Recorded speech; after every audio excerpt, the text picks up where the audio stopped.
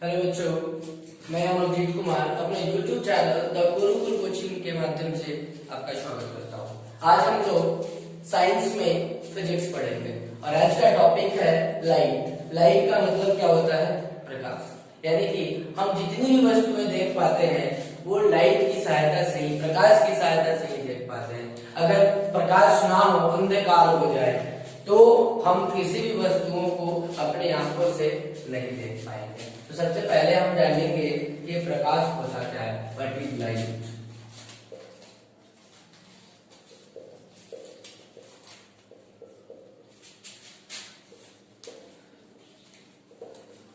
यानी कि प्रकाश वह कारक है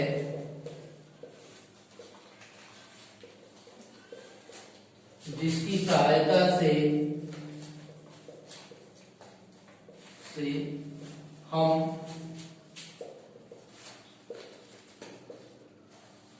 वस्तुओं को देख पाते हैं। कहने का मतलब है light is a factor which help us to see objects. यानी क्या कहता है, प्रकाश वह कारक है जिसकी सहायता से हम वस्तुओं को देख पाते हैं। अगर प्रकाश ना हो, ये लाइट ना हो, तो हम किसी भी वस्तुओं को स्पष्ट नहीं देख पाएंगे।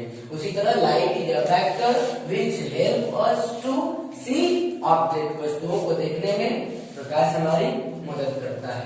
अब जान लेते हैं लाइट क्या है। तो light is a form of energy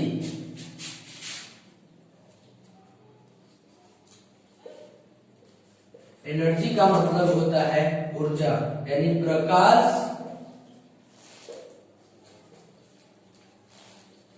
ऊर्जा का एक रूप है।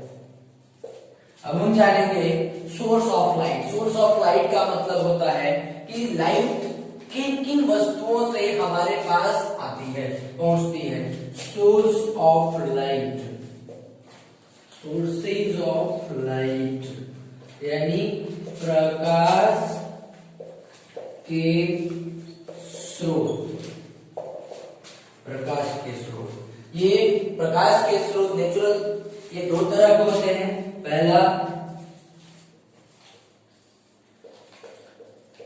नेचुरल सोर्सेज, दूसरा मैनमेड सोर्सेज। इसको कहते हैं प्राकृतिक स्रोत और इसके मैनमेड को मानव निर्मित स्रोत।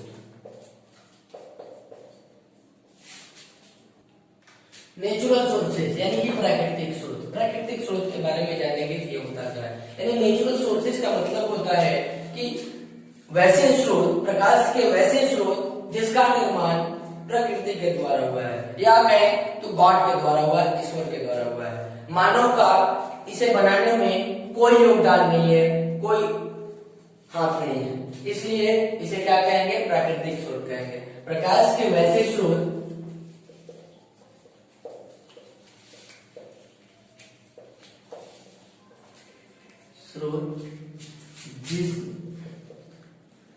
जिसका निर्माण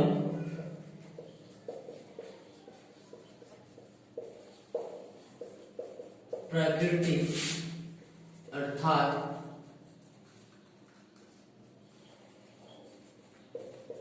ईश्वर के द्वारा हुआ है।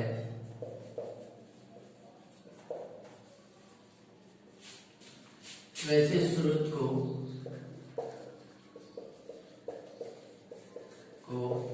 प्रकाश का प्राकृतिक स्रोत कहते हैं। यानी कि the sources made by nature God is known known as natural sources. Example: sun, moon, star. ये सारे क्या है? नेचुरल सोर्सेज ऑफ लाइट है, प्राकृतिक स्रोत है। ये सन, मून, स्टार, इन सबों को प्रकृति ने बनाया है, नेचर ने बनाया है। नेक्स्ट है मैन-मेड सोर्सेज।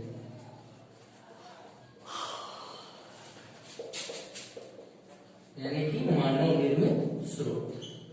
मानव निर्मित स्रोत, मानव निर्मित स्रोत का मतलब होता है, मानव निर्मित स्रोत का मतलब होता है वैसे स्रोत जिसका निर्माण मानव के द्वारा हुआ है, जिसे मानव ने बनाया है।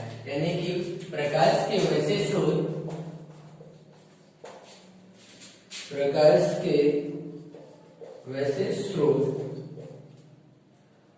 जो मानव के द्वारा बनाया गया है,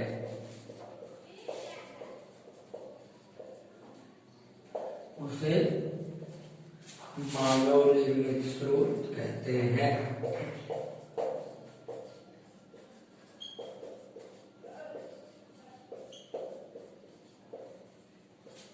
यानी कि the sources made by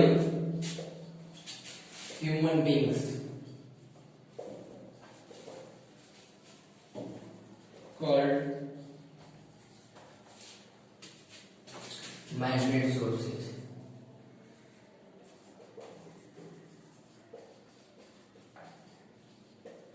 Example: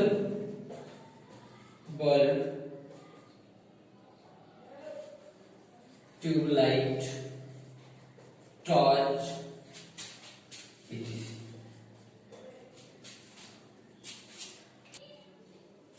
अब हम लोग जानेंगे लुमिनियस ऑब्जेक्ट। ये लुमिनियस ऑब्जेक्ट क्या होता है? जिसको हम कहते हैं प्रदीप्त वस्तुएं।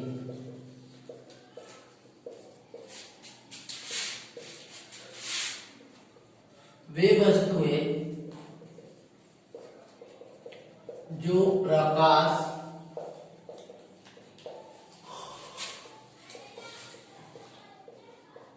उत्सर्जित करती है, वे प्रदीप्त वस्तुएं कहलाती है। यानी कि the object which emit light, emit और कर सकते हैं give out light is called luminous object। कहने का मतलब है कि वैसी वस्तुएं जिससे प्रकाश निकलती है, जो प्रकाश स्वयं से बाहर निकालती है, उसे प्रदीप्त वस्तुएं कहते हैं। जैसे the object which emit light या गिव आउट। इमिट का मतलब उत्सर्जन और गिव आउट मतलब जिस वस्तु से प्रकाश बाहर निकलना, गिव आउट यानी बाहर निकलना, इज कॉल्ड लुमिनियस ऑब्जेक्ट। जैसे लुमिनियस ऑब्जेक्ट के कौन कौन से एग्जांपल हो सकते हैं, कौन कौन सी वस्तुएं इसमें आ सकते हैं? तो इसमें सन से भी लाइट निकलता है, लैम्प, टॉर्च, etc। ये सारे क्या है? ये लुमिनियस ऑब्जेक्ट है, प्रदीप्त वस्तु। अब नेक्स्ट चलते हैं नॉन लुमिनियस।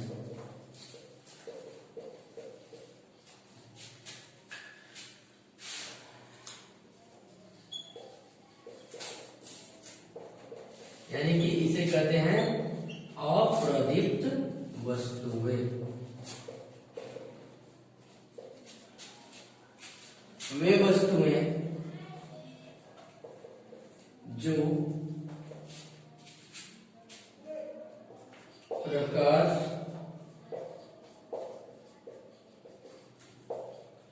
उत्सर्जित नहीं करती है,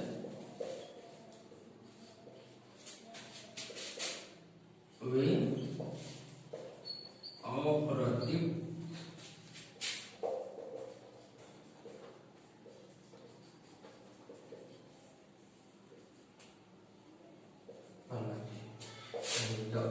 object which does not emit or give out light called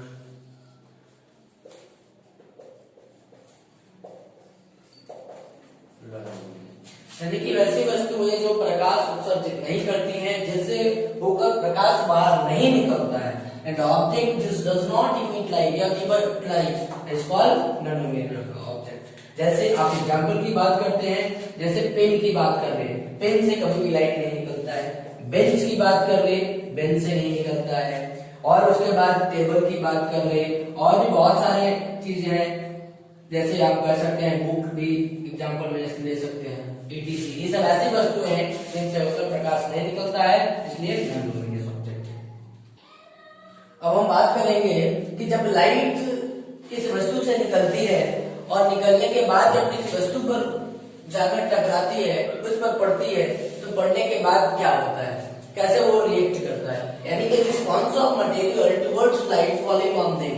किसी वस्तु पर प्रकाश का पड़ने के बाद वो किस प्रकार से रिएक्ट करती है, उसकी क्या प्रक्रिया होती है, उसके बारे में हम जान लेंगे। तो सबसे पहले एक ए नंबर करेंगे, वो होता है ट्रांसपेरेंट।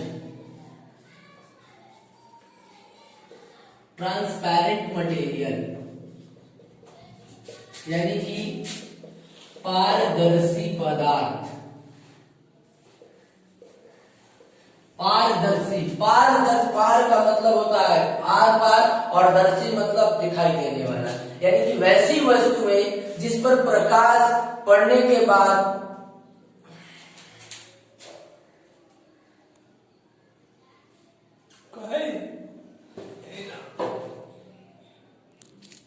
अब हम जानेंगे ट्रांसपेरेंट मटेरियल के बारे में, यानी कि पारदर्शी पदार्थ। पारदर्शी पदार्थ वह होता है कि जिससे प्रकाश होकर आसानी से पार कर जाता है, यानी कि the materials that allow light to pass through them. कहता है कि वैसे पदार्थ जो लाइट को स्वयं से पास होने देता है, उसे हम क्या कहते हैं, ट्रांसपेरेंट ऑब्जेक्ट कहते हैं। ट्रांसपेरेंट ऑब्जेक्ट मतलब पारदर्शी पदार्थ कहते हैं। जैसे में क्लीन एयर यानी कि स्वच्छ हवा, क्लीन वाटर स्वच्छ जल, तो उसके बाद ग्लास, ये ग्लास से होकर, इन सारी चीजों से होकर लाइट जो आसानी से पार कर जाता है।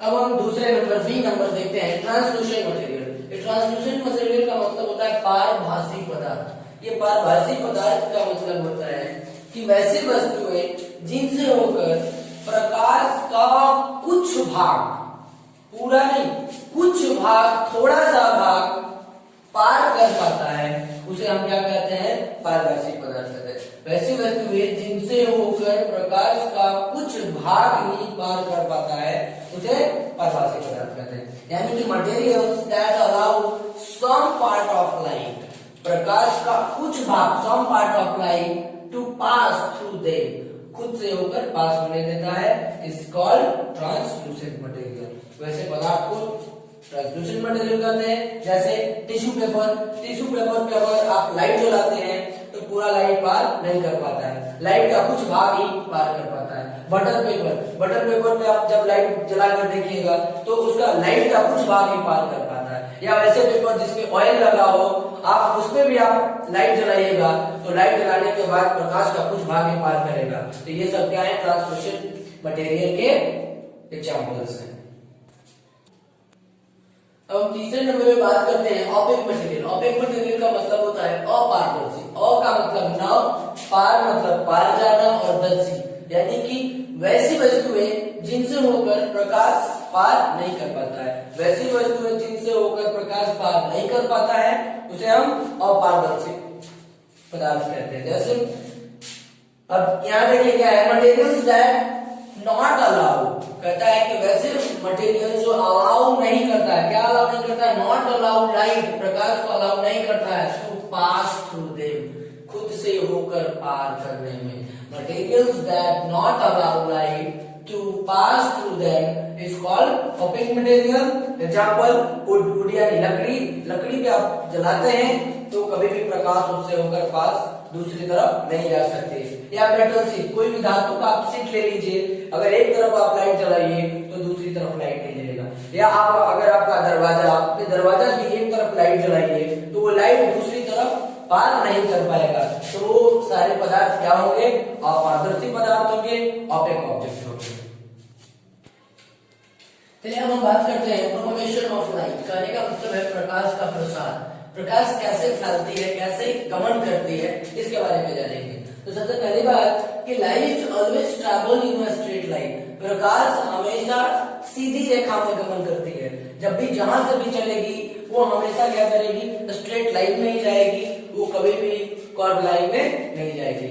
उसके बाद क्या है कि the property of light travelling in a straight line, कहता है कि light always travelling in a straight line, प्रकाश हमेशा सीधी रेखा में गमन करती है। लेकिन प्रकाश सीधी रेखा में गमन करते हुए जिस प्रॉपर्टी को यूज करती है उस प्रॉपर्टी को क्या कहा जाता है? Rectilinear propagation of light. कहने का मतलब है कि प्रकाश जैसे हम देखते हैं यहाँ पे, ये प्रकाश की किरण है, ये क्या कर रही है? ये सीधी रेखा में जा रही है। ये तो कहते ही है कि जब प्रकाश सीधी रेखा में गमन करती है और सीधी रेखा में गमन करते हुए जिस प्रॉपर्टी को ये फॉलो करती है उसे क्या कहा जाता है? Rectilinear propagation of light. हमेशा प्रकाश इसी मीडियम में, इसी वे में चलती है, कभी भी आप इस मीडियम में प्रकाश को चलते हुए नहीं देखेंगे। ये जब भी प्रकाश चलेगी तो हमेशा स्ट्रेट लाइन में चलेगी। चलिए अब हम आगे बात करते हैं लाइट बीम। लाइट बीम का मतलब होता है किरण पुंज। ये किरण पुंज होता क्या है? कहता है प्रकाश के किरणों के समूह को किरण पुंज कहते हैं। जैसे प्रकाश की किरणें एक साथ जब समूह में चलती है तब उस समूह को क्या कहा जाता है? किरण पुंज कहता है। A group of ray of light, कहता है रेज ऑफ लाइट यानी किरणों के समूह को क्या कहा जाता है? हम किरण पुंज कहते हैं। ये there are 3 types of light beam. ये लाइट बीम कितने प्रकार के? लाइट बीम यह 3 प्रकार का होता है। ये 3 प्रकार के कौन कौन होते हैं? तो पहला पैरेलल बीम ऑफ लाइट। ये पैरेलल बीम ऑफ लाइट का मतलब होता है समांतर किरण पुंज। ये समांतर किरण पुंज क्या होता है कि वैसे किरण पुंज, प्रकाश की वैसी किरणें जो समांतर रेखा में सेम डिस्टेंस पे गमन करती है, तब उसके ग्रुप को हम क्या कहते हैं? उसके समूह को हम समांतर किरण पुंज कहते हैं। दूसरा है कन्वर्जेंट बीम ऑफ लाइट यानी कि अभिसारी किरण पुंज। अभिसारी किरण पुंज क्या है? जब प्रकाश की किरणें अन्य दिशाओं से आकर किसी एक बिंदु पर मिलती है। जब प्रकाश की किरणें अन्य दिशाओं से, जैसे ये बिंदु है O, यहाँ पे, यहाँ से आकर मिल रही है, इधर से आके मिल रही है, इधर से किरणें आके मिल रही है, इधर से मिल रही है, यानी कि सभी दिशाओं से आकर जब प्रकाश की किरणें किसी एक बिंदु पर मिलती है तब उसे हम क्या कहते हैं? अभिसारी किरण पुंज यानी कन्वर्जेंट बीम कहते हैं। उसके बाद आती है डाइवर्जेंट बीम। डाइवर्जेंट यानी अपसारी किरण पुंज। जब प्रकाश की किरणें एक बिंदु से अलग अलग दिशाओं में फैल जाती है। एक बिंदु से, यहाँ एक बिंदु P है, P से लाइट इधर चली गई, इधर चली गई, इधर चली गई, इधर चली गई, तो ये क्या हो गया? अपसारी किरण पुंज। फिर तो समय समांतर किरण पुंज यानी कि सभी किरणें, प्रकाश की किरणें एक दूसरे से समान दूरी पर होता है और एक सरल रेखा में गमन करती है। कन्वर्जेंट बीम अभिसारी किरण पुंज, जब प्रकाश की किरणें अन्य दिशाओं से आकर किसी एक भी बिंदु पर मिलती है तो उसे अभिसारी किरण पुंज कहते हैं। डाइवर्जेंट बीम अपसारी किरण पुंज, जब प्रकाश की किरणें एक बिंदु से अलग अलग दिशाओं में फैल जाती है उसे हम क्या कहते हैं? अपसारी किरण पुंज कहते हैं। अब हम देखते हैं शैडो। शैडो का मतलब होता है छाया। ये छाया क्या होता है? कहता है कि जब अपारदर्शी पदार्थ द्वारा प्रकाश के पथ को, यानी कि प्रकाश जिस रास्ते से गमन कर रहे उस रास्ते को रोक दिया जाता है, तब उस वस्तु के पीछे में छाया लगती है, क्योंकि उस वस्तु से होकर प्रकाश पार नहीं कर पाता है और तब उस वस्तु की छाया लग जाती है। When the path of light is blocked by an opaque object, opaque object का मतलब होता है अपारदर्शी पदार्थ। जब अपारदर्शी पदार्थ के द्वारा किसी लाइट के पथ को, रास्ते को रोक दिया जाता है तब शैडो यानी छाया का निर्माण होता है। शैडो के कुछ प्रॉपर्टी है, गुण है। Shadow is always black, shadow जो होता है छाया हमेशा काला बनता है। उसके बाद shadow is always real and erect, छाया जो है हमेशा वास्तविक होता है और सीधा बनता है, कभी भी ये ना काल्पनिक और उल्टा कभी नहीं बनता है, हमेशा वास्तविक और सीधा बनता है। चलिए अब हम बात करते हैं इलिप्स। इलिप्स मतलब ग्रहण, ये भी छाया से ही रिलेटेड है। जब प्रकाश के पथ को रोका जाता है तब ये सूर्य ग्रहण और चंद्र ग्रहण होता है। अब सबसे पहले हम सोलर इलिप्स की बात करेंगे। सूर्य ग्रहण, सूर्य ग्रहण क्या होता है कि जब सूर्य और पृथ्वी के बीच में, यानी कि the moon comes between the sun and the earth, क्या करती है चंद्रमा जब सूर्य और पृथ्वी के बीच में आती है तो सूर्य के प्रकाश को रोक देती है और चंद्रमा का छाया जो है पृथ्वी पर पड़ता है, तब वो क्या कहलाता है, सूर्य ग्रहण कहलाता है। उसी तरह लूनर इलिप्स यानी कि चंद्र ग्रहण क्या होता है कि जब सूर्य और चंद्रमा के बीच में पृथ्वी आ जाती है तब क्या करता है, पृथ्वी जो है सूर्य के प्रकाश को रोक देती है, जिससे पृथ्वी का छाया चंद्रमा पे पड़ता है और उसको हम क्या कहते हैं, चंद्र ग्रहण के नाम से जानते हैं। यानी कि the earth comes between the sun and the moon is known as lunar eclipse. अब हम बात करते हैं रिफ्लेक्शन ऑफ लाइट, प्रकाश का परावर्तन। परावर्तन का मतलब होता है लौट जाना, वापस आ जाना। तो प्रकाश का परावर्तन यानी कि रिफ्लेक्शन ऑफ लाइट क्या होता है, तो इसके बारे में हम जानेंगे। तो कहता है कि जब प्रकाश की किरणें किसी वस्तु से टकराकर वापस लौट जाती है, यानी कि जब प्रकाश की किरण जिस वे में गमन करती है और गमन करते समय किसी वस्तु के सतह पर टकराने के बाद वो वापस लौट जाती है, तो इस लौटने की प्रक्रिया को हम क्या कहते हैं, रिफ्लेक्शन ऑफ लाइट कहते हैं। The bounce back of light after striking on a surface is called reflection of light. यानी कहते हैं जब प्रकाश किसी वस्तु की सतह से टकराकर वापस लौट जाती है, इस प्रक्रिया को प्रकाश का परावर्तन कहते हैं।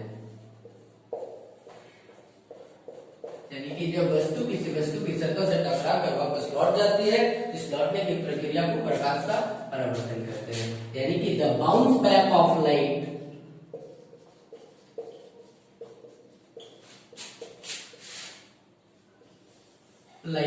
After striking on a surface is called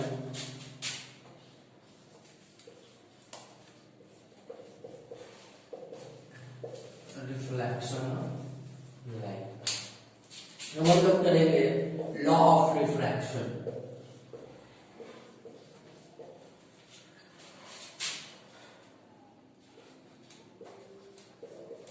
यानी कि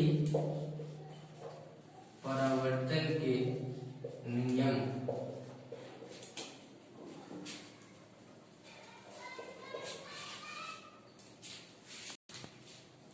चलिए अब हम देखते हैं लॉ ऑफ रिफ्लेक्शन, यानी कि परावर्तन के नियम। परावर्तन के नियम क्या कहता है, कहता है प्रकाश की किरणें किसी सतह से टकराकर जिन नियमों का पालन करते हुए वापस लौट जाती है उसे हम परावर्तन के नियम कहते हैं। कहने का मतलब कि जैसे अगर प्रकाश की किरण जिस सतह पर पड़ती है और पड़ने के बाद वो जिन नियमों को पालन करते हुए वापस लौट जाती है, जहां से वो गई है वहां फिर लौट जाती है, वो जिन नियमों का पालन करती है उस नियम को हम क्या कहते हैं, परावर्तन के नियम कहते हैं। यानी कि the property follow by the bounce back of light after striking on a surface. कहता है कि जब प्रकाश की किरण किसी सतह पर टकराती है और टकराने के बाद जिन नियमों को पालन करते हुए वापस लौट जाती है उसे हम लॉज ऑफ रिफ्लेक्शन कहते हैं, परावर्तन के नियम कहते हैं।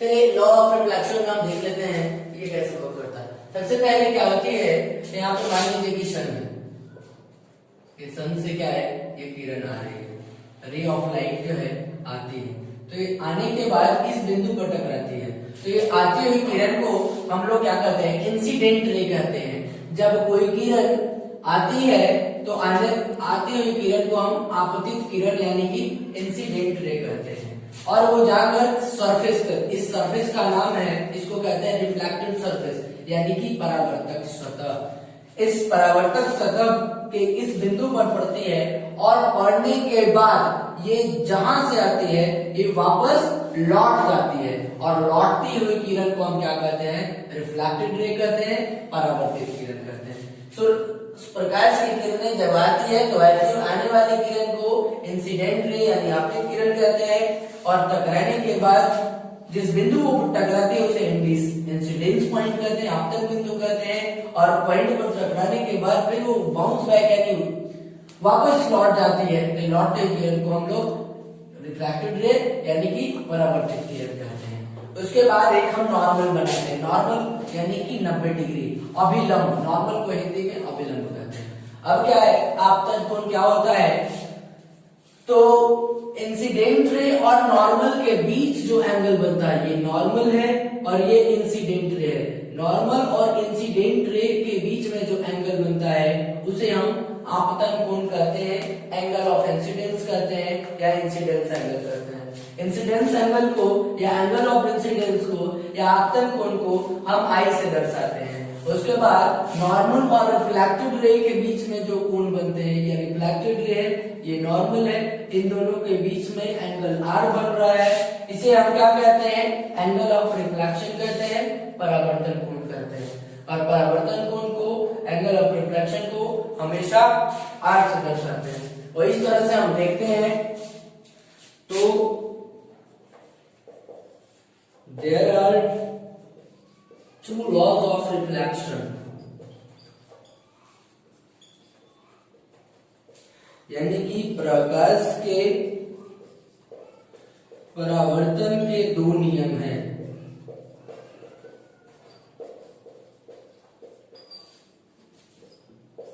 ये नियम कौन कौन से हैं? फर्स्ट ऑफ ऑल I बराबर R। ये I बराबर R क्या होता है, एंगल ऑफ इंसिडेंस बराबर एंगल ऑफ रिफ्लेक्शन। कहने का मतलब कि आपतन कोण जो होता है वो हमेशा परावर्तन कोण के बराबर होता है। अगर आपतन कोण 45 डिग्री है तो परावर्तन कोण भी 45 डिग्री। दूसरा क्या होता है, incident ray normal and reflected ray are lies in same plane या पॉइंट।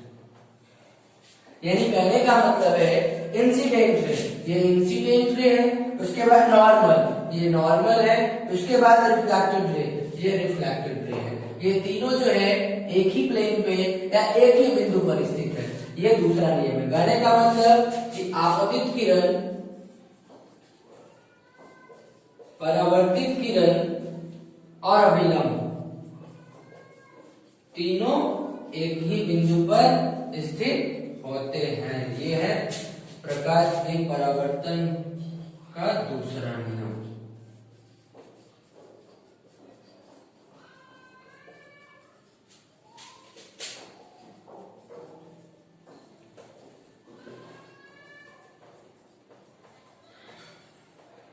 यानी कि हम लोग पहला नियम क्या जाने कि I बराबर R, यानी कि आपतन कोण परावर्तन कोण के बराबर होता है।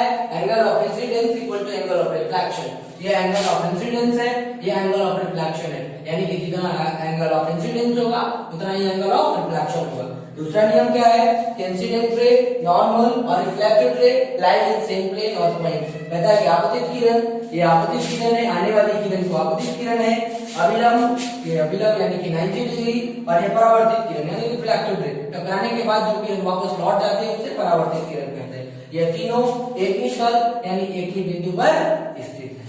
चलिए आज के लिए इतना ही, धन्यवाद।